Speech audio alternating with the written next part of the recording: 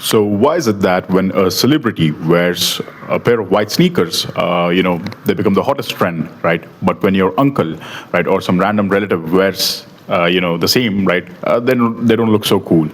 So the real question is what makes something cool? And turns out psychology has an answer, and it's all about something known as classical conditioning.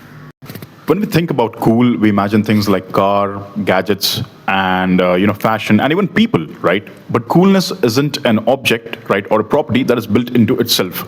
A leather jacket by itself is not cool, right? A song that comes out of the studio isn't inherently or automatically becomes cool. Instead, what we do is we learn to associate these things with coolness. And this very process of making that association, right, is what classical conditioning is. So classical conditioning is a learning process that was discovered by Ivan Pavlov, the guy with the dogs and the bells. He showed that we can link a neutral stimulus, right, like a bell, with something meaningful like food, and eventually the neutral thing alone triggers the same response as food. The bell became exciting just because it was paired with food. Now, let's swap the dog food for, let's say, cultural status, right? A product, let's say, a pair of sunglasses, it's not inherently cool, or by itself it is just fundamentally neutral, right?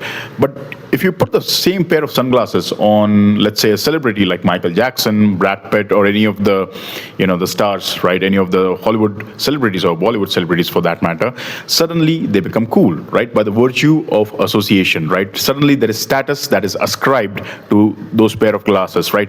There are plenty examples like that. For example, sneakers paired with hip hop culture, iPhones paired with innovation and sleek marketing, and leather jackets for that matter. They were always associated with rebels in Hollywood movies, right? So these are neutral objects that, became iconic simply because of association.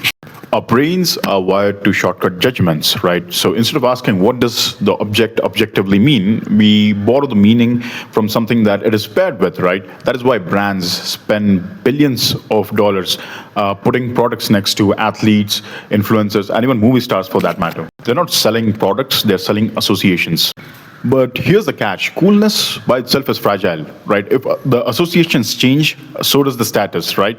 So remember once, the Crocs were perceived as dad shoes, right? But once Post Malone and, all of these hip hop people started putting them on, Crocs became cool all over again. So the next time you see something blow up as cool, right? Remember, it's not about the thing itself. It's about the pairing your brain does that it has been trained to respond to. Coolness is less about the objects and more about the invisible web of associations around them.